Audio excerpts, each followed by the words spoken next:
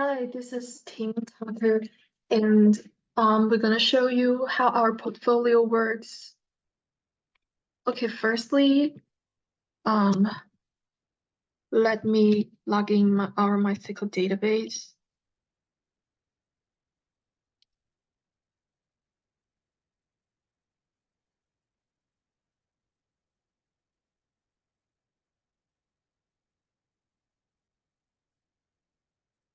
Here, the Y-Finance database is the database we store all the stock data we extracted from the Yahoo API.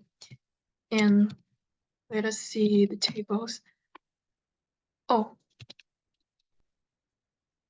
have to fix it first and show the tables. There's actually no data in the database right now, and we're gonna collect data from the API and store them in the MySQL database through the Python scripts. Okay, this script is for the creation of the portfolios, and let us run this one.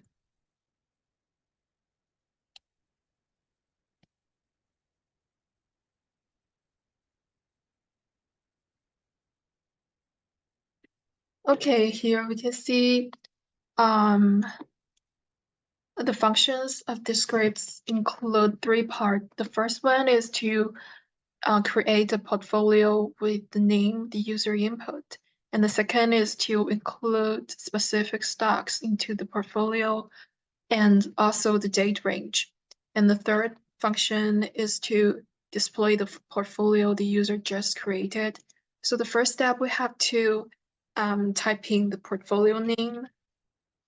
So we just name it portfolio1. Okay, then we have to type in the stocks we want to include in this portfolio.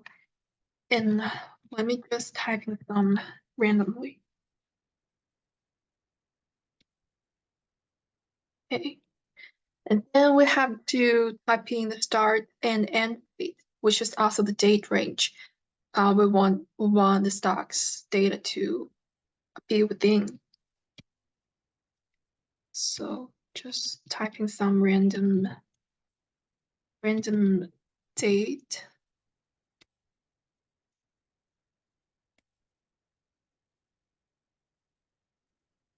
Okay, now the portfolio is creating.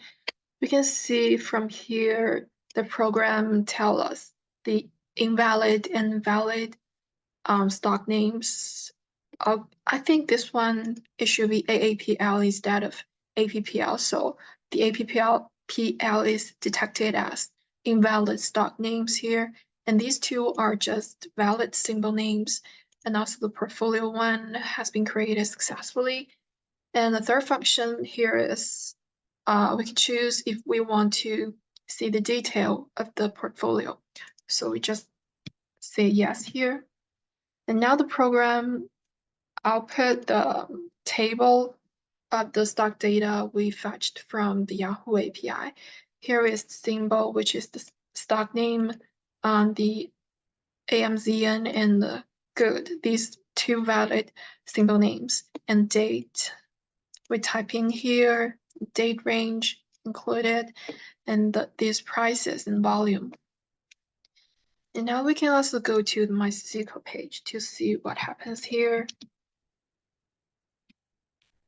You can see the portfolio one table has been created, and let us select this table.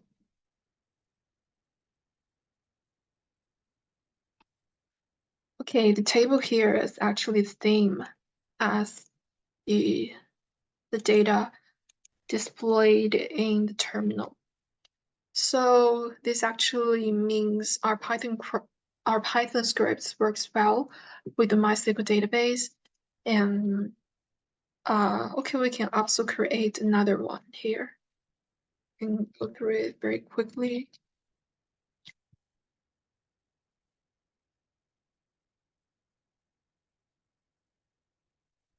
It's totally the same steps as we created the first portfolio, but we can just put different stock names and date range.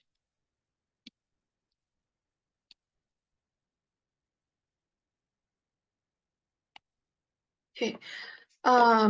For the second portfolio, we can see these three stock names are all valid, and there are no invalid symbol names. So all of them will be included in the portfolio too. And also you can see here the three symbols and their date range. These information are all included. Yeah. We can see the tables in our database. So now there are two tables in our database by finance. Yes, and each of the table actually means a different portfolio. So if we created a new portfolio, say named portfolio 3, and here is a different table named portfolio 3 will be added to the Y Finance database. This is the first part, which is the portfolio creation. And now we're going to take a look at the second part, which is to manage our portfolios. And run the scripts here.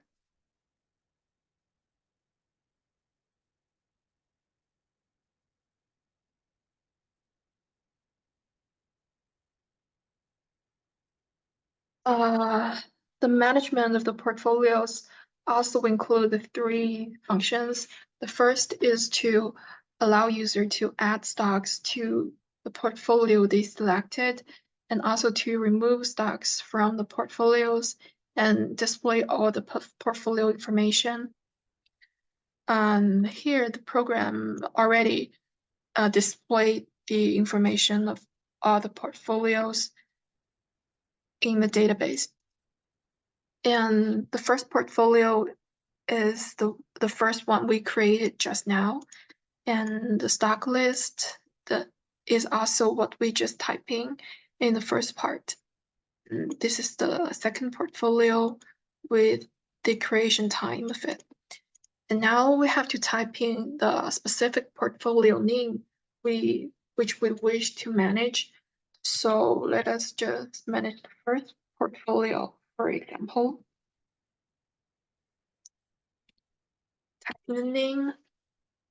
And now we can choose to add a list of stocks to portfolio 1, or we can just skip this one by entering no. And here we choose to add some stocks to it.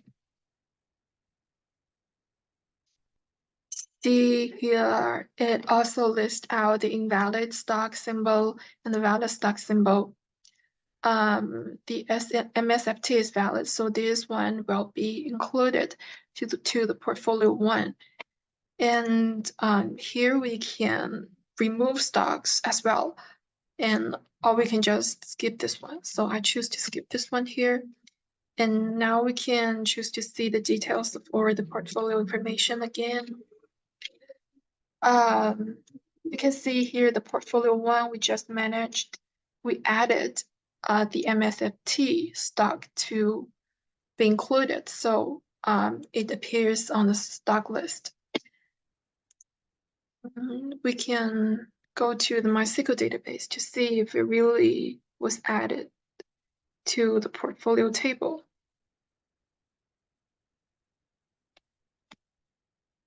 So you can see here, the MSFT was also included to the portfolio 1 table, and the date is also corresponding to the date range of this portfolio. But I think the on January 4th of MSFT don't have data, so it isn't included.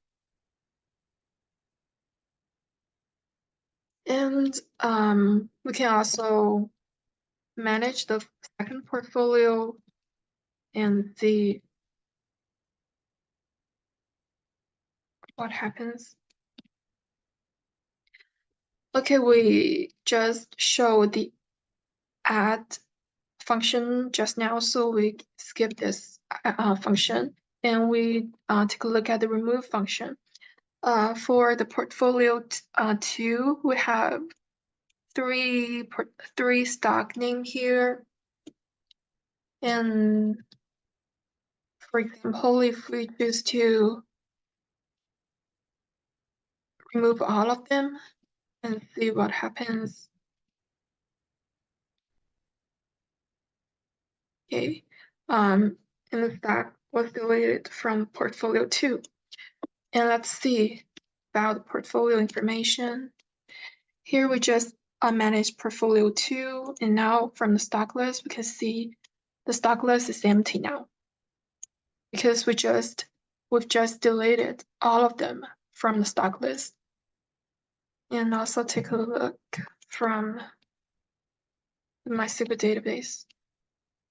And also the data table in MySQL database was also an empty set, which means we have just deleted all the data from the Python scripts. So this one also works well, the Python scripts and the MySQL database. And we can actually take a look at the code of these two parts.